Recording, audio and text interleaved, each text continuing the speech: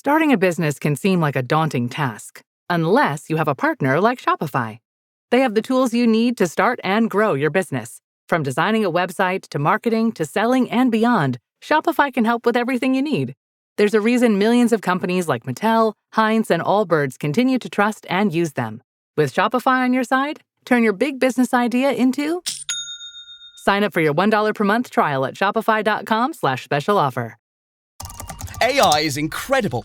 It can teach you how to fry an egg and even write a poem, pirate style. Yarr! But it knows nothing about your work. Slackbot is different. It doesn't just know the facts. It knows your schedule. It can turn a brainstorm into a brief. And it doesn't need to be taught. Because Slackbot isn't just another AI. It's AI that knows your work as well as you do. Visit slack.com/meet Slackbot to learn more. There is no hood like parenthood. Hi, I'm Kanika Chadda-Gupta. I'm a former CNN journalist, mom of 3, including twins, and host of That's Total Mom Sense, the podcast. Now, if I had $1 every time I heard, gee, you have your hands full. On my show, I interview change makers on their life lessons, legacy, and superpower of intuition, which I call our mom sense and dad sense. I've had the privilege of working with Mom 2.0, March of Dimes, and the White House, and have had some pretty amazing parents on my show. Hey, what's up? I'm Kelly Rowland. Hi, this is Chelsea Clinton. It's me, Bobby Brown. Can't wait to share my story. That's Total Mom Sense is a production of the Evergreen Podcast Network. Be sure to subscribe wherever you listen to podcasts and on YouTube so you never miss an episode. To join my tribe, visit that'stotalmomsense.com and follow me on Instagram at Kanika Chadda Gupta. Now let's dive in to today's episode. Welcome back to That's Total Mom Sense, the podcast where we learn through lived experience, trust our intuition, that mom sense and dad sense of ours, and grow through every season of motherhood and womanhood. Today, I'm joined by a very special guest who is a big sister to me. I call her Didi, which means older sister in Hindi.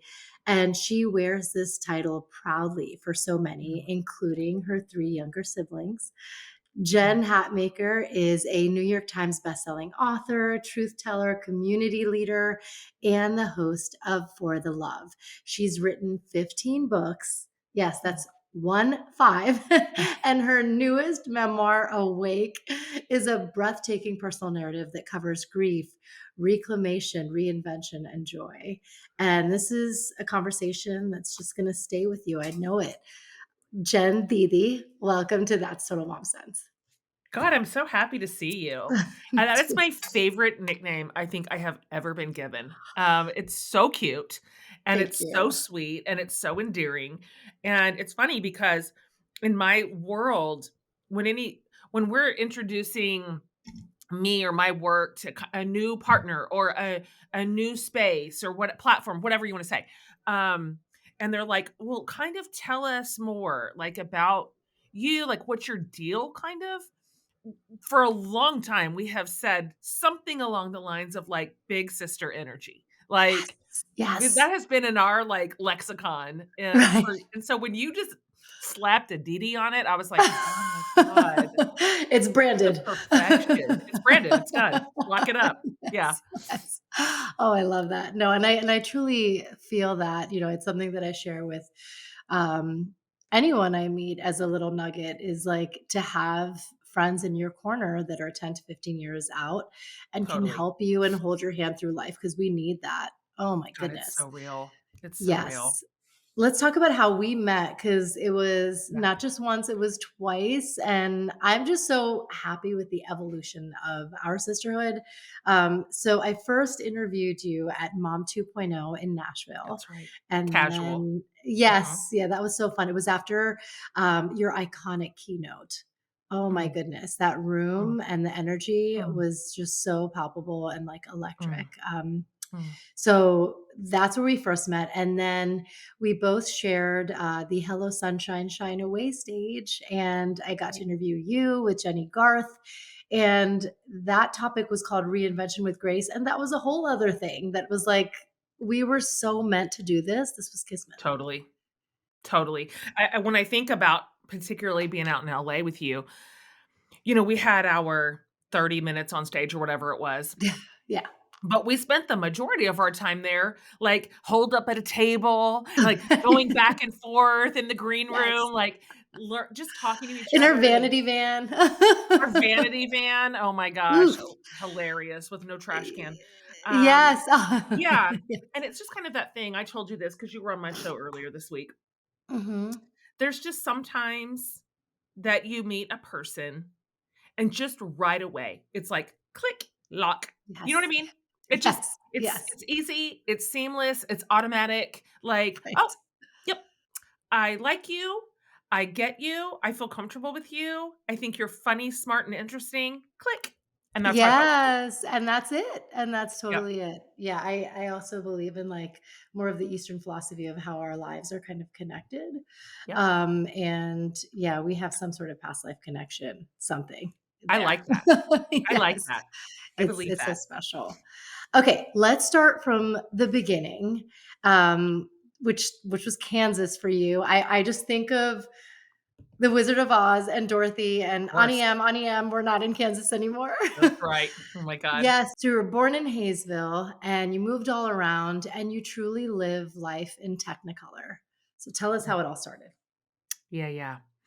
Um, yep, I'm a Midwestern, transplant down to the South. I've now lived in Texas the majority of my life, and so Texas feels like home, but Kansas, of course, is my roots, and so both my parents were from there, and so we had this sort of family anchor in the middle of the country, literally. Like, Yeah. just if you had to come from all the sides, I think Kansas is dead of the center. Um, And, in a lot of ways, it formed me for good. There is this Midwestern sensibility that I have always loved, which is Mhm. it's kind of a no nonsense. Literally, what you see is what you get ethos. Um, I find it trustworthy. Like, there's just sort of anytime I do any event, anywhere in the middle, I'm like, Mhm. I know what I'm getting, and Yeah. I can probably count on it. It's gonna be, I guess I'm trying to think the right emotion to attach to it, but in other ways, I feel like I missed out because my environment was so myopic, it was so Mm. homogenous in Yeah. every way. Racially, of course, um, socioeconomically, we were kind of on the bottom edge of middle class. Mhm. So that's just the only that was one note for me. Um, Politically and ideologically, religiously, like, there was sort of a real lead brand there Yeah. without a lot of diversity, and so it took me, like, growing up, moving away, um, expanding everything, my worldview, my intake, my neighbors, all of it, before I was like, Mm. "Oh, there's the world. There she is. I love her. Yeah. I love her." Yeah. Wow. And what parts of your childhood kind of shaped you? Because you grew up in the church. I Mhm. know you mentioned in a lot of your books how you had the T-shirts, you had Christian T-shirts that Yeah, you yeah, wore, so yeah. you were just loud and proud about it. I Um, mean, yeah, but later on had to kind of shed a lot of the kind of yeah. stigma that came with that. So, yeah, what has shaped who this new Jen is Mm. from childhood? Yeah, I grew up my dad was a pastor, and he wasn't, like, maybe the kind of pastor that you might think in your brain, like the kind that preaches from a pulpit. He was had sort of a different role. His work was always in sports and activities, Mhm. and so that was his branch of the tree, but regardless, he was on a church staff as Yeah. long as my whole life, and so I grew up as a staff kid in a conservative, traditional, like, religious environment. Like, my particular denomination is Southern Baptist, Mhm. and so for a long time until I got into my 20s, literally, I thought that's what the world was. I thought that's the whole world. This is what's true, that we're sort of in agreement on it, like, this is a known quantity. This is how to perceive the world and the world beyond, and none of it had ever been challenged for me, none of it. Mm. And so, in some ways, I'm really grateful for some of those faith foundations, because in ways that matter, those for me stuck in that, some of the just l foundational things, like, um, love your neighbor, like, um, care for one another. Some of these, like, Mhm. um, traits of, like, love, joy, peace, patience, Yeah. kindness, gentleness, those rose up and stuck, and so I'm grateful for those. Yes. A lot of the rest of it Yes. has fallen away. Um, Yeah.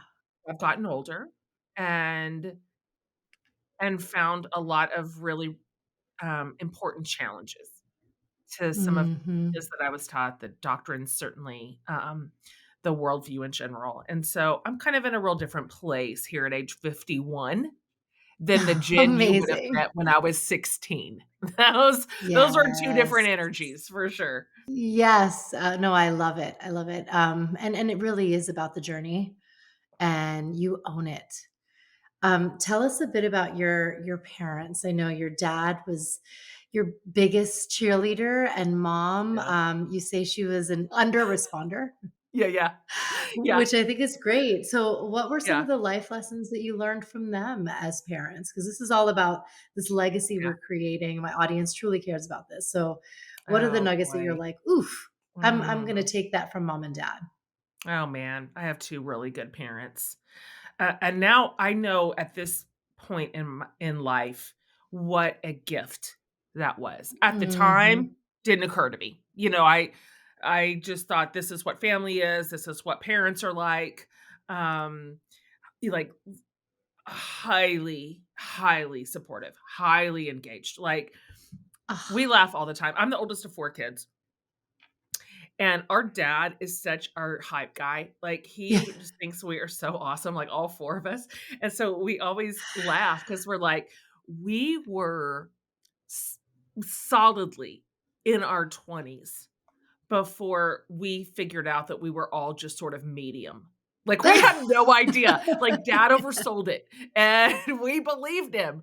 And so and so all of us are, like, big personalities, all 4 of us. Like, we're big energy, we're tons of words. Our dad's really funny, and so we grew up in a funny Mm, house, and so we're yeah. all trying to out-funny each other all the time to this living day. Oh, It's exhausting to be around us, I'm sure. that's Um so awesome. Oh my it's god. so rowdy, and so for self-preservation reasons, our mom had to have a lower register. I mean, God, we Right. cannot all have our hair on fire. Like, Yeah. someone has to be the calm adult in the room, and it was mom.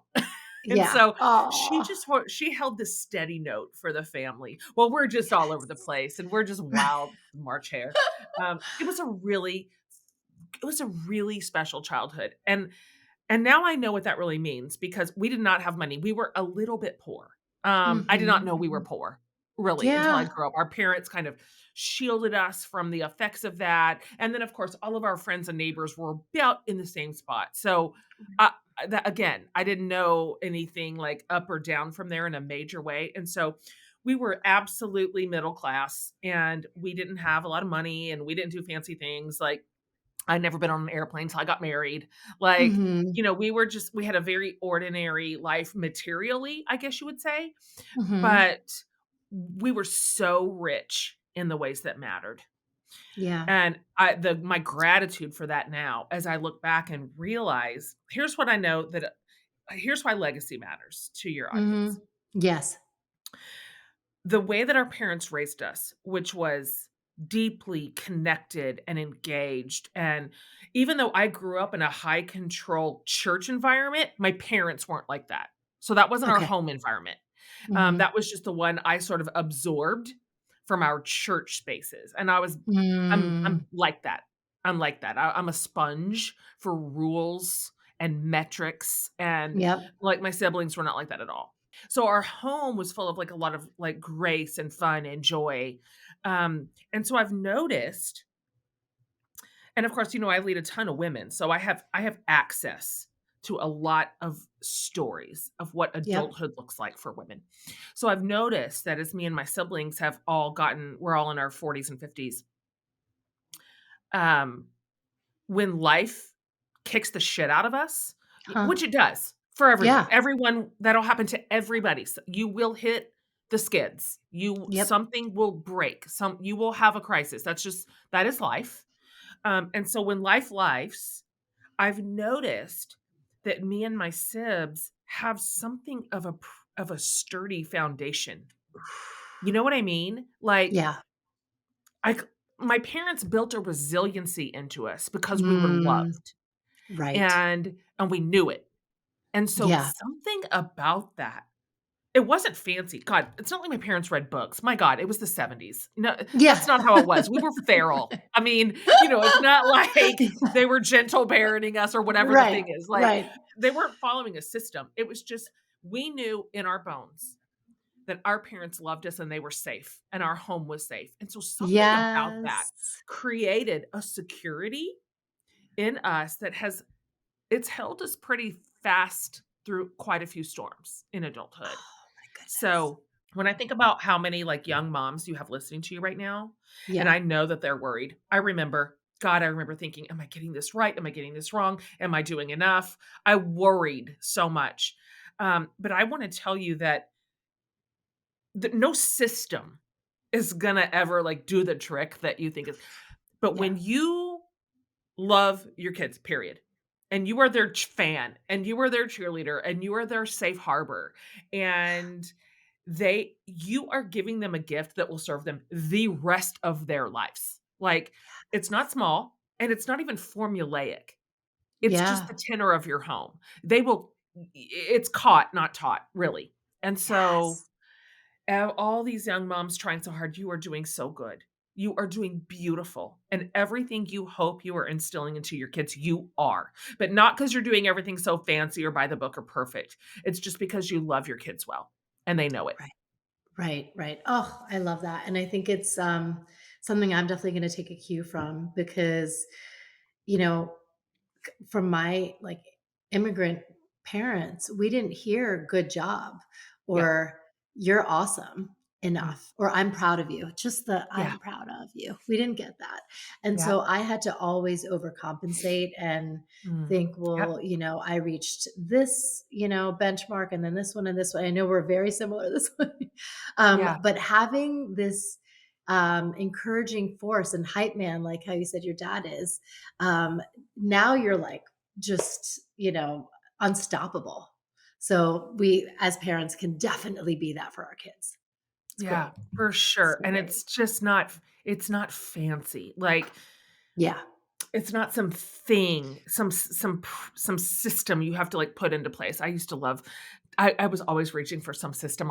What's the chore system that's gonna Yeah. teach my kids, like, permanent responsibility? I Yeah. could never stick with that Charts shit. and Yeah, yeah. God, the charts. At Yeah. one point, I Sticker had chart. Ugh. chalkboard painted an entire wall, and I'm like, "This is where our weekly chore chart is gonna go, and we're gonna have, Right. screen bucks." I mean, I did all that Yeah. too, And the shit but lasts like 2 weeks and you're like, oh yeah, at the what happened with that? most. At the most. Yeah. Yes, it's so simple. So Yeah, many it's things are more just so simple than that. simple. It's more simple than that. Yes. Yes. And then, really early on in your life, you did some adult things like got married at 19, Oh, and boy. had kids shortly after. And um, I know you were a school teacher, and it was after you had your Mhm, two babies that you were like, this doesn't make sense. I'm going to stay home and raise them. mhm. When you were in those like early days of motherhood, what would you go back and tell yourself? And again, the listeners Oh, listening boy. now, with the babies, because you were a baby Mhm. yourself. You were Oh, gosh. ugh. Like, my heart feels so tender for that young girl. I Yeah. had let's see. I had my 3rd baby just before I turned 28. So I'm 28 with Oh my 3 kids, 4 and under. Oh, And oh my oof. gosh, I feel so gentle toward that version of me. I think there was a season when I wasn't that far north of that um, the way that I assessed my performance as a mom was much Mhm. harsher. What I got Mhm. wrong, I would replay every failure. Like, every time Right. I lost my shit and fell apart, and the poor kids were on the other end of that, or just whatever, all the things that go wrong Yeah. Yeah. in parenting, which is all the time. Yep. Um, and I would replay those and have more like a s now that I'm so far north of it, I'm like, "Oh boy. Oh my gosh, I was just trying so hard. I was working so hard. I wanted to do that so well. I cared so much." And that was enough. Like, that was enough. And I get to say that now. I get to sort of be the next link in the chain like my parents were because my kids are all big. I have 5 kids and Yeah. they're 19 to 27. And so I'm getting to watch right now what their how did it go? You know, like, how did it go? Mhm. How did Mhm. parenting go? Like, what's the result here? And so I'm looking around at all these like young adults and they're just such a joy and they're so funny and I'm so fascinated with them. They're so interesting and we're close. We're not Yeah. perfect. Oh my god, I don't want anybody to hear me say that. We get sideways. Hell, I got sideways with a kid this week. Mhm. Um, and we will have little prickly things happen, but Yeah. I've noticed like, oh my gosh, it kind of held for them too. This sense Mhm. of like being loved and safe and wanted and that I'm proud of them. I hype them up. I'm my dad's daughter. Yes. And so I'm always telling them how great they are. And it's funny because I remember hearing another adult in my life um, saying of her son, who's was in my life and my age, I don't, I don't want to, I don't want to inflate I don't want to inflate his ego. I don't Oh. want to give him this false sense of superiority or whatever. And I just remember thinking, I felt really sad when I heard that. And Mm. the thing is, the world will already beat the crap out of everybody. It will. So The world will take you down 50 notches. Don't worry about it. Like, this is a hard place to live. yeah. So, the one thing parents can do is be like, that is not really my job to keep you like small and humble. Everybody else is going to do that for you. Don't worry about it. Like, the world Yeah. will keep you Ooh. small and humble. But as a Yeah. parent, I think the opposite. My job is to keep you, like, safe and loved, so that Yes. you have some sort of armor as you go out in the world that definitely wants to keep you small. Right. Um, and so I always felt like I couldn't have disagreed with her more, than this Mm. sense of keeping her thumb on top of her kid, so that he would, um, stay little. I Yeah. hated that perspective. Yeah. I completely agree. I completely agree. Um, I wanted to talk about your community building power, and you have galvanized a community of millions. Mm, And it was through your speaking and your writing. And I wanted to know what you can impart, like they don't have to be hacks, but how yeah, you go to that place, mm, because so many of those listening are content creators. They're in our yeah, community. They're going to the conferences. for sure. They have that secret sauce too, and they might not know how to channel it. Mm, And I want to go back to Miss Palmer from high school, yeah, who was your English teacher, who like I had love you reading Edgar Allan Poe, yeah. and she opened her heart, to the class, and I feel like was that spark you needed for like I am a creative, I am a writer, I'm a Yeah. speaker. She's the first person who told me that. I love these deep cuts you're pulling out of the book. Um, um, I love this question and I think so tenderly about all the women in your community and mine who are building content and making making their work, bringing it to fruition for the world right now and imagining how their gifts can play out, in this setting. That makes me feel so excited for them, um, and it's valuable.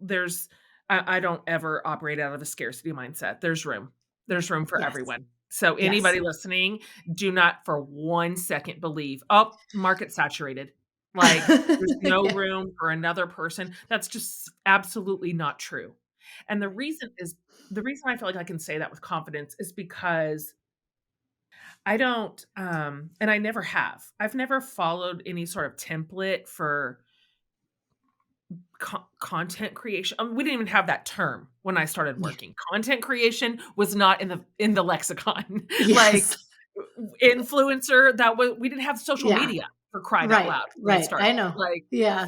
so, I didn't come up through any of these now, like, business building channels.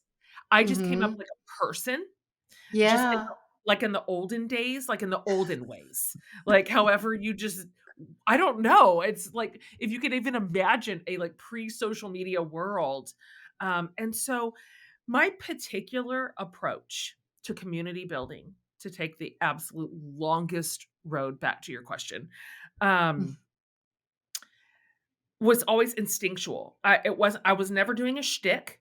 It wasn't like I wasn't employing a strategy. You know, I Mhm. wasn't following a program. It was instinctive, which was I am gonna lead, not just, like, from the heart, but from my real life. And I'm not even Yes. saying this is the best way to do it. I have a Mhm. lot of friends who make their living essentially online as some sort of content creator that keep their private life behind the paywall. And Mhm. so their content creation is out front, it's more genre specific, and that's Yeah. great. That there's not a Yeah. right or a wrong way to do any of this.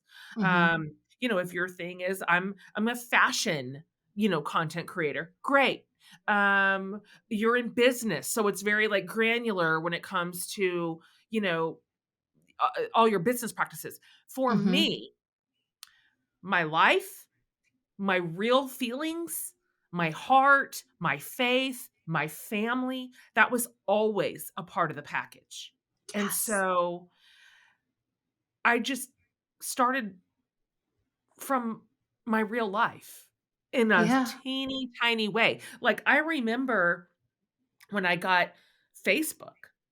And this was back before there was a single other thing. It was only Facebook, and it had just Right. recently transitioned out of just the college environment, Mhm. when it was just on Mhm. campuses, I and now remember it. There was Friendster later, but Facebook and Friendster and then uh-huh, MySpace. that's Yes. right. That's Yes. exactly Yeah. right. So when Facebook migrated over to, like, the general population, um, I just had, like, a regular account, like, just Mhm. with whoever I went to school with and my neighbors and whoever was in sort of in my little personal local ecosystem, and I remember when I wrote a book and it started growing and I hit like a 5,000 person limit. That was the limit back then. I don't know, maybe it still is on Facebook Yeah. for a personal account. And once you go Okay. north of 5,000, you have to have like a business account.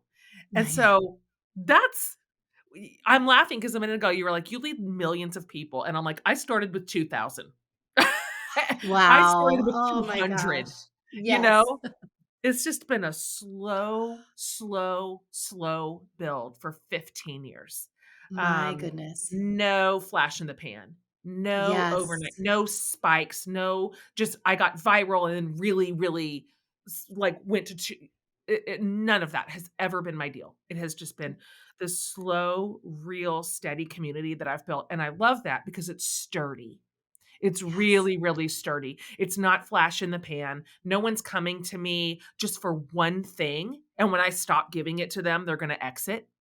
Right. Whoever's in my community at this point knows my deal, and so Exactly. Exactly. it feels rooted and Yeah. beautiful and real, and I'm obsessed with my community. Obsessed. Yes. I mean, we're so ride or die for you. So it's yeah, it's great. And I've seen other fellow fans come up to you teary-eyed, with your books in hand, and it's just beautiful to see just the impact that you have on all of us and all of these lives. I'll never get over it. Yeah. Yeah, we love you. Now let's talk about the book because it was an awakening for anyone who's Yeah. read it or listened to it. I love the audiobook because we got to hear from your family Yeah. members. I Thanks. choked up when your dad choked up. So Yeah. Everyone did. yes. Yeah. And all your side notes, your sidebar Yeah, conversations were yeah. so fun too. It was so beautifully Thank you. narrated. Yeah. And written. I want you to give us a little premise for those who haven't read it, Sure. because yeah, it's so profound and Mm. so much happened, on that fateful day, July It 11th. did. Yep. So Awake is, I think the best way I have figured out to describe it is like it's a small story within a bigger story. And Mhm. so the small story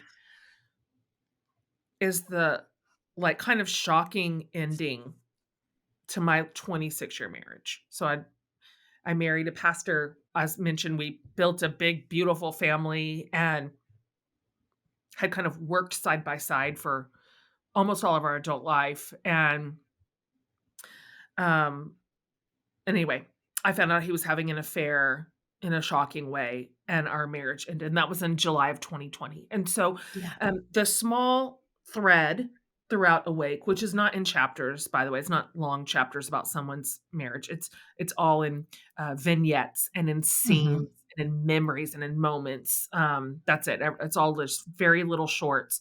So the small story is that day, which is where we start. That's page one. We start in the ER. And then the subsequent grief process, which was visceral and painful, and then the slow recovery, and then ultimately the rebuilding.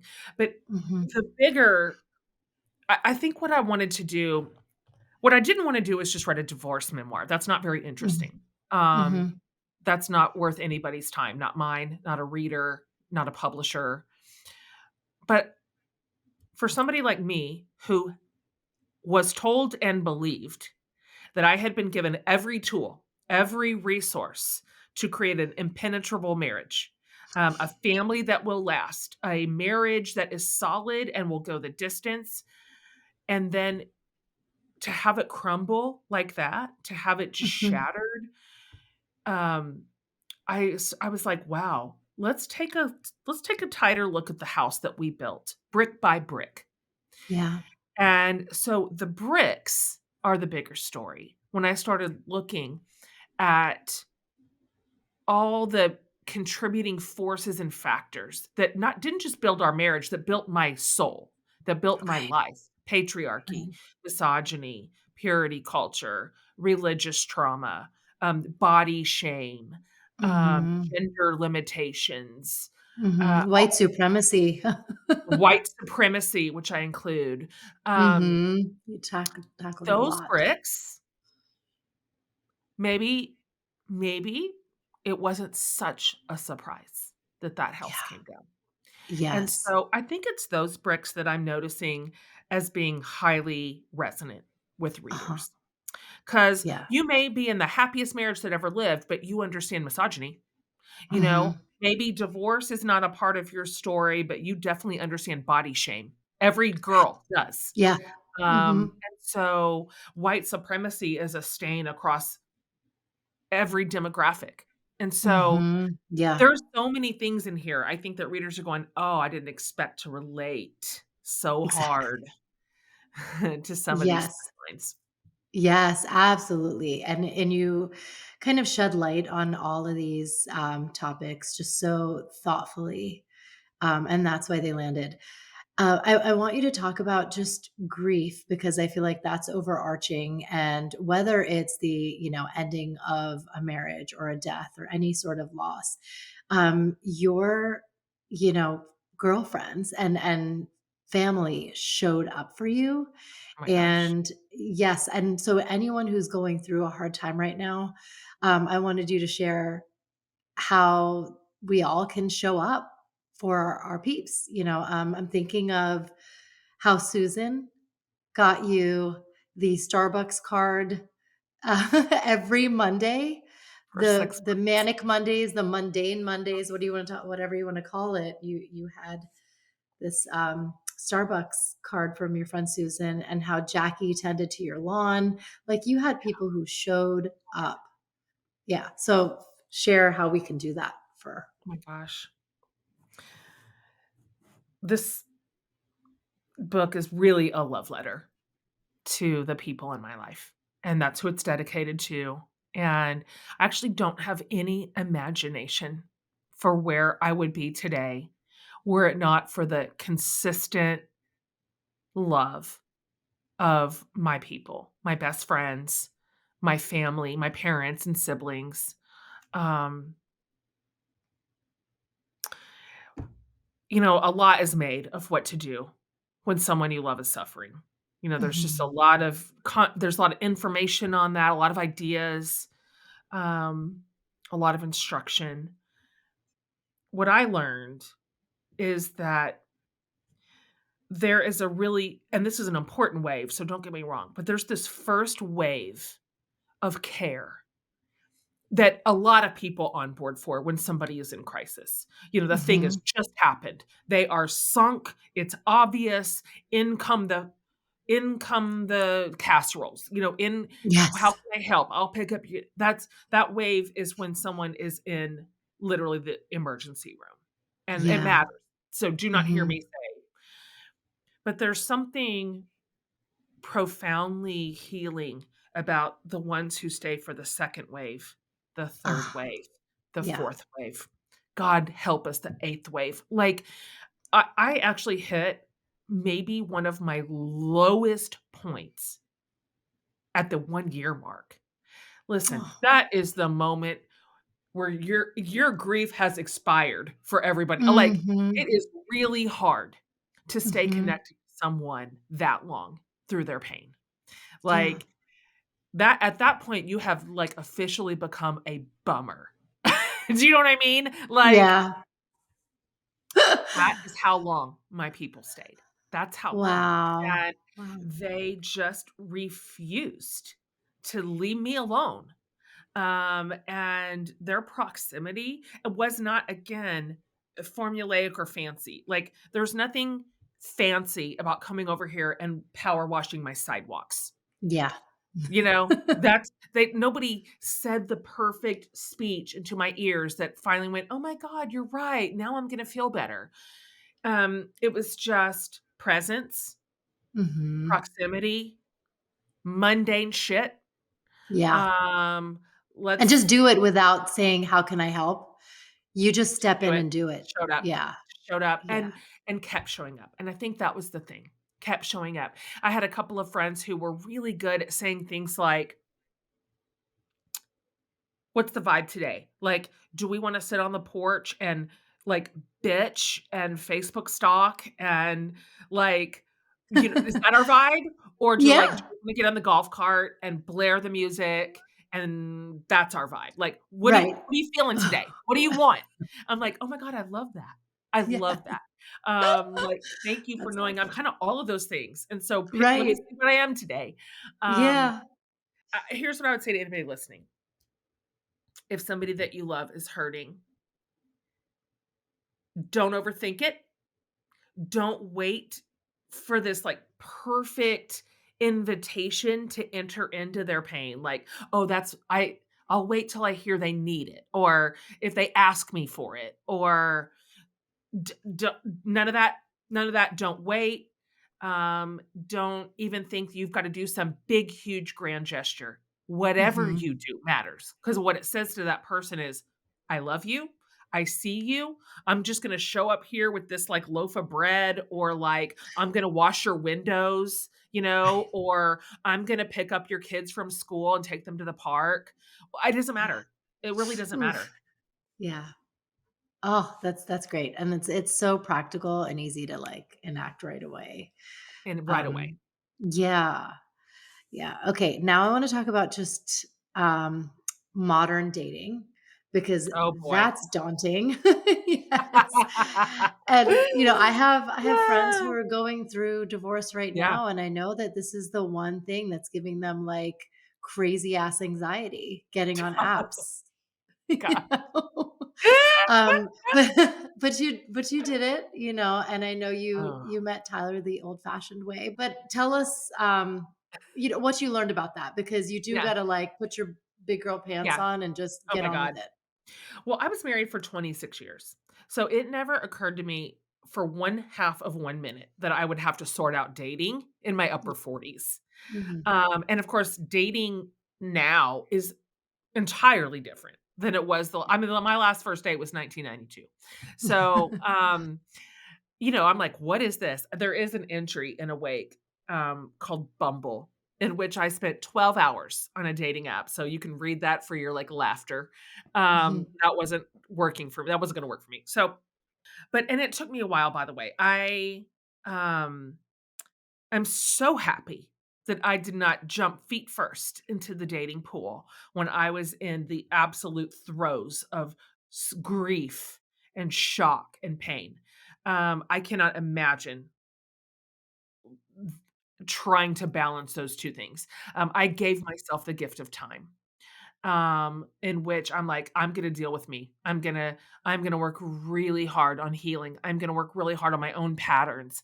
I'm gonna hopefully with help with my therapist become self-aware enough to go what's my contribution here, what do I want to address, like I spent almost 2 years just on myself sorting out my own pain and recovery and what I wanted to build for the second half of my life long before I turned my eyes toward another man, and I'm glad for that.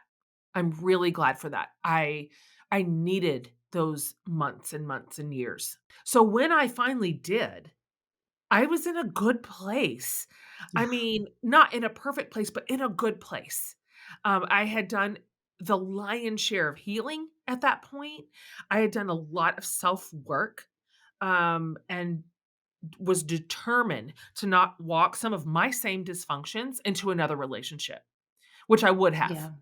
had I Mhm. jumped in too soon. So when I finally met Tyler, was just out and also, by the way, I said, and I meant it, I'm like, "I'll tell you what, I am absolutely not gonna fall in love with the first man I go on a date with. I'll tell you that right now. I got married when I was 19. I was married for 26 years. I am playing this damn field. Like, I'm gonna Right. see what it's like to date." What the hell? I fell in love with the first man that that It was came like a across blind my date at desk. that. Yeah, I Yes. didn't even know him. It was like a setup, but not even really a setup. We Wow. just happened Yeah. to be in New York City where neither one of us live Yeah. and going to the same show on the same night. And our my publicist was like, "Hey, I should introduce you to this guy. He's in the city." Anyway, bizarre and bananas. But Oh. um, I will just say that one thing I know at this point is I had so much, like, self-erasure and self-abandonment in my marriage Mhm. on 20 different levels. I was a absolute raging codependent, Yeah. which makes every relationship worse, not even neutral. It's makes it worse. And so I knew moving into whatever was gonna happen for me, whether it was just dating or a more, like, serious, like, committed relationship or whatever, I would never abandon myself again, and I'm stuck to that. And Mm. so I've promised myself for this part of my life that if I have alarm bells going off, if I've got red flags, if my Mhm. body is telling me this isn't the right person or path, or this needs to shift or change or be different or over, I'll listen to myself. I have Yes. given myself the solemn vow that when it comes to relationships, I will believe myself. I'll believe myself. Mm. If my Yeah. internal alarm bell is going off, I'm gonna believe it. I'm gonna Yes, believe it, even if yes. it's a bummer, even if Right, it's right. like, You have to walk "Ugh." away. Yeah. Yeah, yeah, Mhm. And so that's what I would say to women who are staring down the dating pool. First of all, again, this is not formulaic. This is, and neither is Awake, by the way. It's not a how to get divorced and date again book. It's Right. not prescriptive at all. But I would say, please make sure that you have given yourself enough time to grieve, to heal, and to grow. Yes. Be the best version of you by the time you're ready to pick up an app or a blind date or whatever it is. Make sure that you're where you want to be. Because then you can trust yourself in any given scenario or choice or relationship. Um, being with yourself is not the worst thing in the world. So you're pretty good company. You're pretty smart. You're very capable. And so make sure you fall in love with yourself before you fall in love with somebody else again. Mm, yes. That actually brings me to, um, how when you and I had to do the, fireside for Shine Away, it was with Jenny Garth, Yeah, who is our, like, 3rd in our little trio. yeah. I have our my necklace, so we have Same, mine, and then same. I yeah, if okay. you can see it. I Yeah, love it. Yes, I can, and then she has her jade necklace. It's like yeah, a little bond that we'll always share.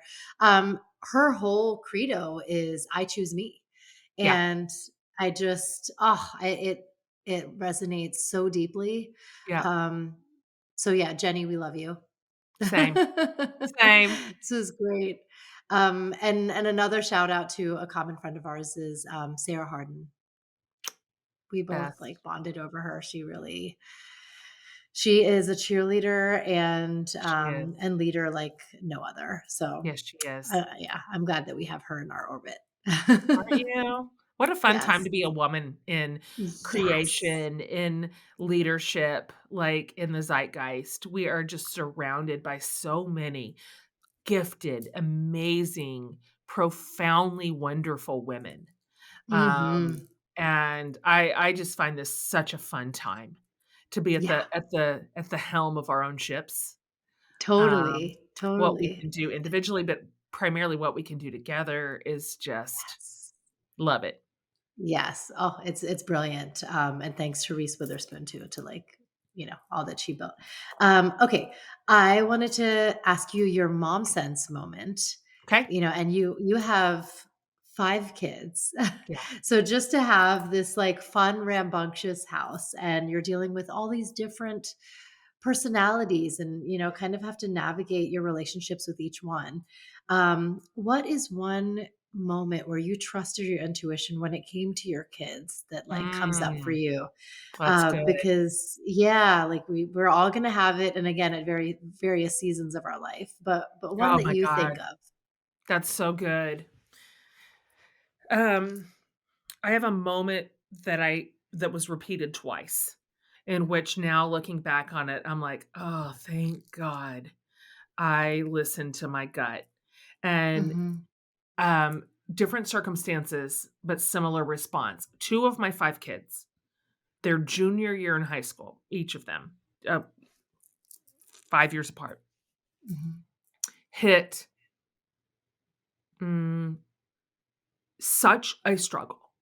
Such a struggle, like, all the way to the bone marrow, like, an environmental struggle, a mental struggle, a relational struggle. They were very different, factors, but for both of those kids, in concert with them and their feelings, our counselors, everybody that cared about their wellness, with both of those kids, we moved them to a different school for their senior Okay. years. Not the Wow. same school. Yes. One went here for different reasons, but Right. it it was it it was the absolute right choice. And I mean, you've gotta be real sure to move a kid their senior year, like, Yes. having been Yes. in the same school district from kindergarten. Like, Oh my goodness. you gotta be sure. And Hmm. we did not go into that lightly. And now, of course, I get the benefit of hindsight, and I just went, "Thank God." Because even, like, people in my Oh. family were like, it's their senior year. Like, can't we just like Right. sort it out? Can we put some guardrails here? Whatever it was. And I'm like, no, no, not a safe Yeah. environment. Um, and so anyway, moms, Wow. when your gut knows something, it knows it. Yeah. And so even if the consequences are quite a bit to bear or manage, when you know something is right, you can trust yourself to move in that direction for your kid. Yes. Yes. You will feel it in your bones. Yeah, feel it in your bones. Wow. Wow.